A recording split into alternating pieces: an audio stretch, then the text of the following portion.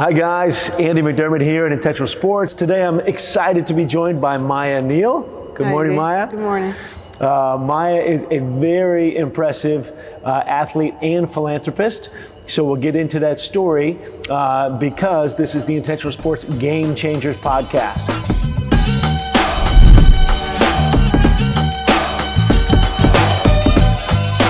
Today we are in one of our basketball courts. We have 2 rooms this size, so 2 college-sized basketball courts or 4 junior-sized basketball courts with 1, 2, 3, 4, 5, 6, 12 hoops. And we have a great partnership with Counter Sports, which is a Chicago-based company that helped us out with these wood courts. They do all NCAA March Madness and a bunch of NBA and WNBA courts. So when you come play in Intentional Sports, you literally play like a pro or like a college athlete. So quick intro on Maya. She is from here in Chicagoland, from Naperville, went to Neuqua Valley High School, and then went to University of Tennessee, the Vols, right? Yeah, go Vols. Go Vols, where she played soccer and track and field. She was on the women's soccer team and a heptathlete for the UT track team. And I'm going to have Maya fill us in on what she's been doing since college, at least in the athletic side first, because I know you're a jack of all trades. But in your sports life, what's that look like since UT? Well, I had probably the best 4.5 years of my life at the University of Tennessee, and it's carried on since, because you're a Lady Vol for life, as they say. Since my sports career in soccer and track and field there, I competed there obviously in the heptathlon and ended my career ever since then after competing in 1 international senior meet at the African Championships, which was my goal, to compete for my national team of Liberia. In that sport, as well as to do it in my second sport of soccer, which hasn't come to fruition yet, but I think it's coming soon on down the line. And then I signed my first professional contract after my last season playing at UT with Le Havre in France. And then I've had a year off in between at the end of that contract, and I played in Iceland ever since. And now I'm a free agent. And waiting on getting close on where you're going to play next, right? So we'll have some exciting updates about what's next in Maya's soccer career soon. You said you're currently living out of a suitcase, right? Ready to go. Ready to go. Train, the life of a pro athlete, sometimes you just train really hard and wait for that phone call, and when it comes, you go, right? Exactly. And that happens at all levels in pro sports. So we met a few weeks ago because you were training here with some of the NWSL players, right? And some other pro players training here at Intentional Sports, which was fantastic to watch. They're so good, you guys. Anyone with little kids out there, please go and watch some NWSL games. Or pro women's games on TV in Europe, because it is so fun to watch. It's so technical. And watching these ladies up close was fun for me, fun for my kids to watch them. They're so good. That's an aside. But I also loved Maya's story. So obviously you're a high-level soccer player, grew up in Naperville, so Chicagoland native, but your family, you mentioned Liberia. You have a background of who's from Liberia and who came to the States, and tell us about your family a little bit. So my dad's American. He's from South Carolina originally. And went to the U.S. Naval Academy, was a commander. Did the ships, the whole 9 yards, and has since retired. My mom is the one that's from Liberia, West Africa, my other home, as I say. And I'm blessed enough to have been able to go back to Liberia in the last few years and reconnect with the other side of myself. Wow, that's awesome. That's amazing. Did you move around quite a bit as a kid? No, I missed that part. Okay, good. You didn't have to be the military brat moving around too much. Okay, great. And your mom is very successful in her own right? What's her career been like? So she's an immigration attorney in the city of Chicago. She has been doing that now for, I believe, 23 years. Wow. And is running her own business successfully. Yeah. Hundreds of clients, and obviously transforming people's lives on a daily basis, which is very cool and part of what inspires me every day to do what I do. No doubt, no doubt. And what a great success story from Liberia. When did she come to the States? So there was the second civil war in Liberia, where they essentially weren't able to return to Liberia after 1996. Okay. Her and her sisters actually went to boarding school in Europe. So she went from boarding school there and finished out her boarding school in the Northeast over here when she was about 16, and went to Goucher College in the Maryland area. When she was 17, and then from there went on to Rutgers Law School. So she came here at a younger age, but she was in and out of Liberia in her youth. Right. And who's still in Liberia? You have grandparents or other family there? Yeah, my grandma lives there most of the year. Sometimes she comes here just for a couple of months as, I guess, a reprieve to go to doctors and see stuff like that. Right. But my mom's side of the family, I have a lot of family and friends that are still there. So. Okay. Yep. And so, fast forward through high school, you obviously did track and field in high school. You played your soccer in the club world, not in the high school world. Right. But then you attracted enough attention from UT. What pulled you there more? Was it the soccer or was it the track and field? I know it was both, but was there one that kind of pulled you more? I think I'm inclined to say academics as well, as much as I'm not an institution centered person as far as learning. I like to learn in the real world, as I say, but obviously I know books are important. And that's something that can't be taken away from me, is my education. So that was a big part of it, was the academics matching up with the athletics side of it, as well as obviously Pat Summitt and her legacy and how she changed the game for women in sports in general, and not just women's basketball. Sure. So a lot of respect was given to women's athletics at the university, and that's so cool that it spread to the whole athletic department. I mean, everybody knows Pat Summitt from basketball, but she should have that influence on the whole athletic department, and it's great to hear that she did. Yeah, that's really cool. This is a chance of a lifetime. You can't be afraid to go out and compete and do whatever it takes. And you have to know, did I not say we've got to be competitive, right? We got to have communication, but we must have composure. Was it the soccer program that kind of caught your eye, and then you also decided to do track and field, or was it vice versa? No, since 7th grade, when I told my parents that they wouldn't have to pay for college, I also knew at the same time that I didn't want to give either sport up. So it was always one without the other. Or with the other, Sure. And every school that I went to, like, I made it clear that I was being recruited for both. I was letting them know kind of what the play was, rather than letting them dictate to me what they think that my career should look like. And Brian Penske, I think, was a catalyst for bringing track and field into the fold, since soccer recruited before track and field. So, and Brian's the coach of track and field, or soccer? Soccer. Okay. Now the head coach of Florida State. National champion. Right. I should probably know that name. Right. Yeah, no disrespect to Brian. No, that's great. So he, even though he was the soccer guy, he brought track and field along. Right. Yeah. And then convinced me on my first unofficial visit, essentially to go there without me knowing, and bring me to women's basketball practice. And I got to sit down with Pat Summitt for about 45 minutes during that practice, and Holly Warlick and the entire team. And got to pick their brains and just sit in awe of who I was with. And I think he kind of tricked me into going there the first time I went there. That is a fantastic recruiting tool. So hats off to Brian Penske for connecting you. That's amazing. And so what was the transition like from being a high school athlete or a club soccer athlete to then being a college athlete?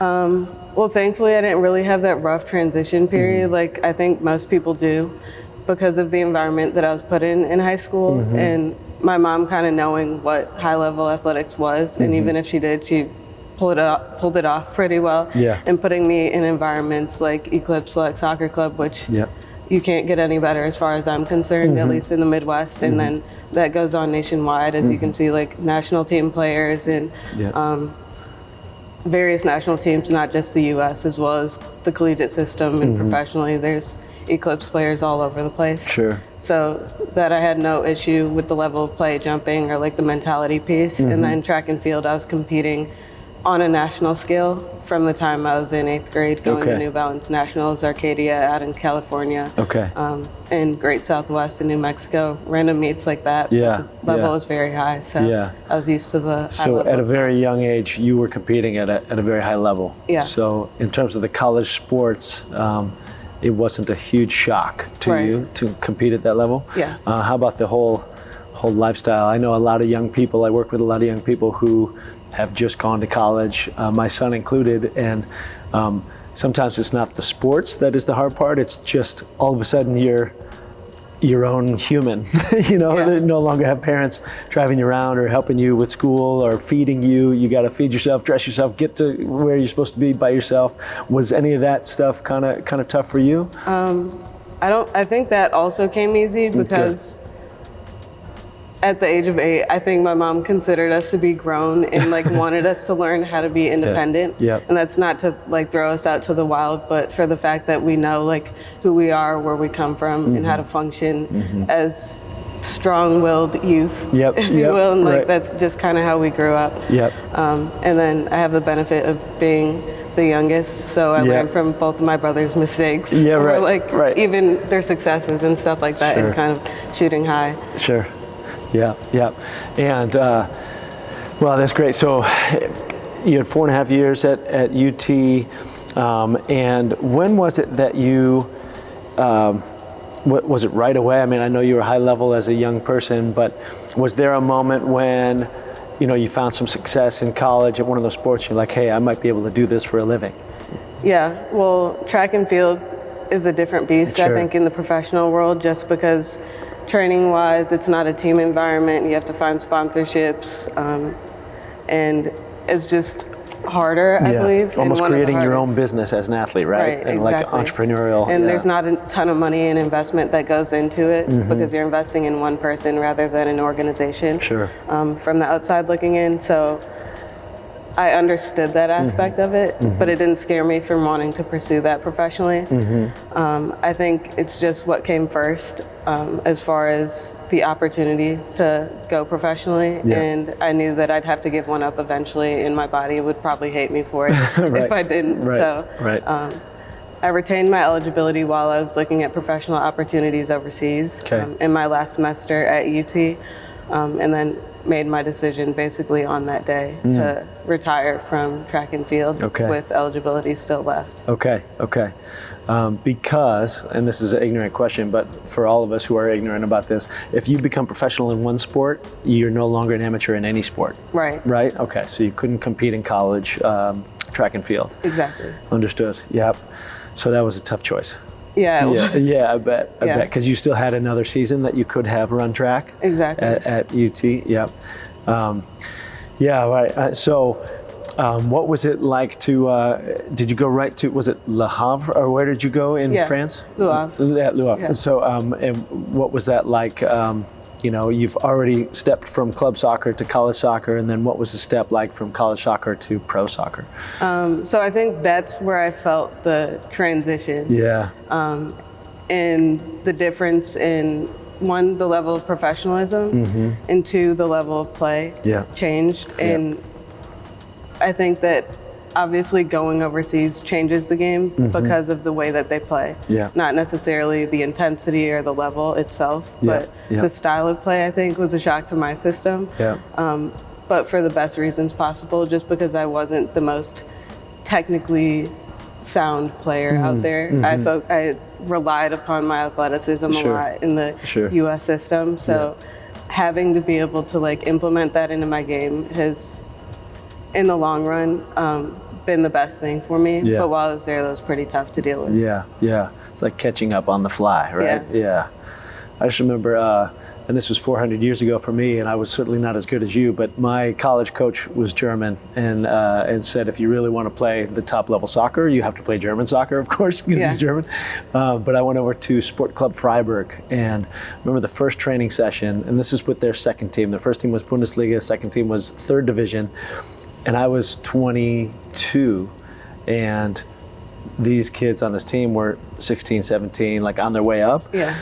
And over here, I was not that good with the ball. I was more of a piano carrier, but I could run all day, and I'd run through a wall and rather die than lose. But everybody, I think I was the slowest person on the field. I went from being, the most athletic to everyone there could run. Everyone there was physical. Everyone there knew what was going to happen when they touched the ball the first time. And it was just a whole nother sport, really, for me, which is, it's encouraging for me as an American soccer fan or a women's soccer fan in general to hear that it was similar, on the women's side too, that they've already caught up and surpassed some of what was happening with our women's sport in the last 10, 20 years, right? But yeah, I totally get that. And so when did you played that season there, and then you came back, and then one thing I love about your story is you founded this group called Your Foot, My Foot, right? Mm-hmm. It's a nonprofit organization. Can you tell us about the kind of the origin story for Your Foot, My Foot?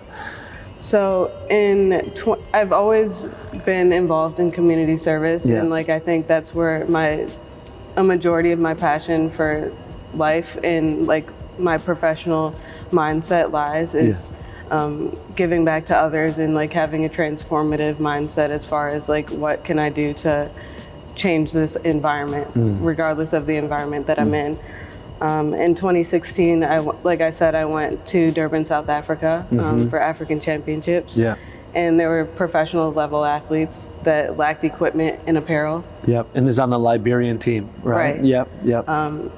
And athletes from 54 or so different countries that are some of the best in the world that didn't have certain things. And I was like, I'm coming from the University of Tennessee where we're essentially given the world in comparison. So I was like, there's something that I could do about this, was my first thought.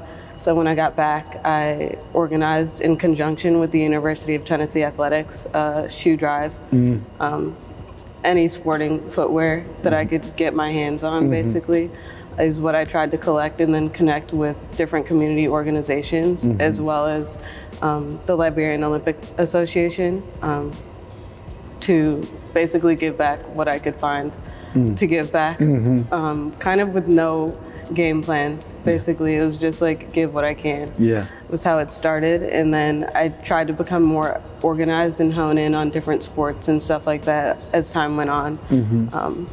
Basically running it all by myself. Obviously, my mom helped me a lot because I needed more hands than I thought that I did, and I got a lot more help than I thought I was going to get. Yeah.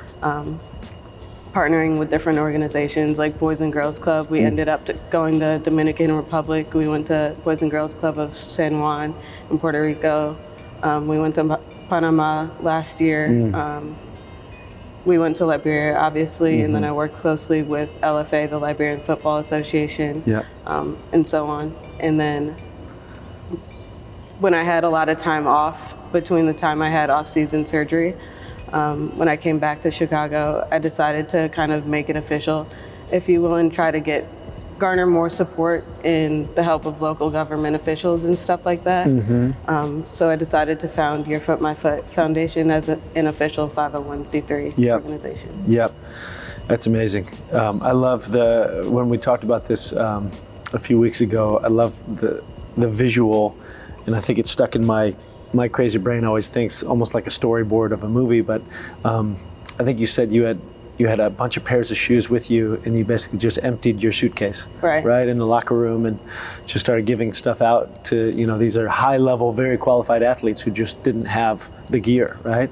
And then you said as you came in here today, you're intentionally living out of a suitcase so you can be ready to go, and it's back to that theme of the suitcase. I love that your life is somewhat transitive in a suitcase, but your generosity of just emptying your suitcase for those athletes. And then, you grabbed a bunch of your teammates from UT, and they started donating things, and it's been this ripple effect, right? And it's gotten bigger and bigger. So you're based out of Knoxville, where UT is, and then out of your folks' house here in Naperville still, right? So kind of two locations. But what are, you said you've been back and forth to Knoxville a couple times even recently. Right. And what's the ongoing programming that you guys are doing? In East Knoxville, Tennessee particularly, that's where I'm trying to focus my efforts on, just because it also makes it easier to be in one location rather than say I'm trying to change the world, which sounds great, but it's almost impossible to do. So we've partnered with Centro Hispano de East Tennessee, which is the Latino community out in East Tennessee, and they have a ton of awesome programming that they do, from health services to recreation and after school programming and activities. So I decided to add the health and fitness component to that, or health and recreation to their after school programming. So we chose to do two different locations, Belmorris Elementary School and Westview Elementary School, and every month we go into those locations through the end of the semester and provide them with football programming or soccer programming, and providing kids that have never had the experience of organized sports with the equipment to be able to do so, as well as with the coaching to be able to learn the fundamentals of the sports, and as well as like what teamwork is and what that looks like, and stuff like that, kind of bringing the game to them. I love it. I think that if you think back when you're kids, or maybe big kids, I'm a 48-year-old big kid, you still love when you get a pair of shoes or a jersey or whatever it is. It just inspires you. It feels good, But for kids who've never had something like that, that could be literally the difference maker that makes them want to try it or keep playing, or, and then you're giving instruction on there, and you're sending women's players from University of Tennessee to inspire these kids and these girls. I think that's such great programming. But starting with just giving a kid a pair of shoes could literally change their life. Which is amazing. I love it. So what's next for you? I know you're waiting for the call to maybe go play again in Europe or play somewhere else, and that's the life of a pro athlete. While you're away or while you're in season, will your foot, my foot, just kind of be on pause for a little bit, and then you'll pick it back up, or like where would you like to take things in a year or two or five?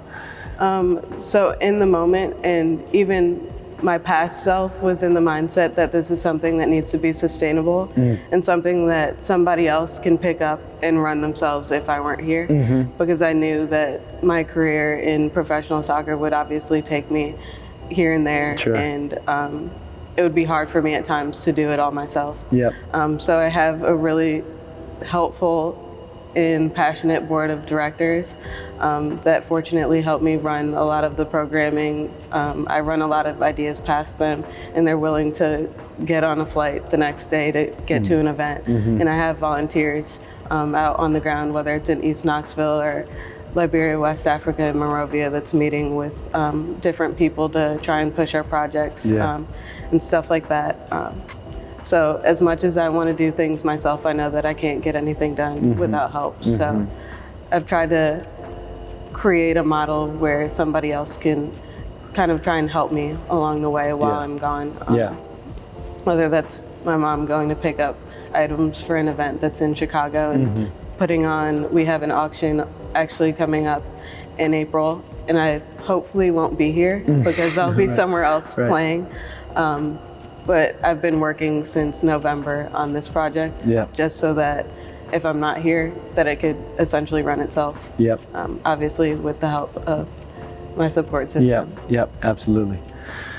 Man, I love it. Well, hopefully you guys will see Maya on TV sometime soon, but our hope here at Intentional Sports is to have her be around here as much as possible in the off seasons or whenever, and whether it's soccer or introducing track and field to some kids on the west side of Chicago. Yeah, that would be awesome. We just, when we meet amazing humans like Maya, I'm a dangerous guy to talk to because I'll try to get her involved as much as I can, and even partner with Your Foot, My Foot in any way possible. We are all about connecting with great organizations that are trying to change the world for better. You are undoubtedly a game changer. You're already changing the game for a lot of young kids, and as the theme of this podcast, we love athletes or any great human who is changing lives using the game, but also giving back because your life has been changed by a game. Someone gave you a chance to play when you were little. So thanks so much for joining us. This has been fantastic. You guys stay tuned for the next episode of Game Changers, where we continue to meet more incredible humans who are giving back and hopefully making the world a better place. Thanks, guys. Thanks, Maya. Thanks for having me. My pleasure.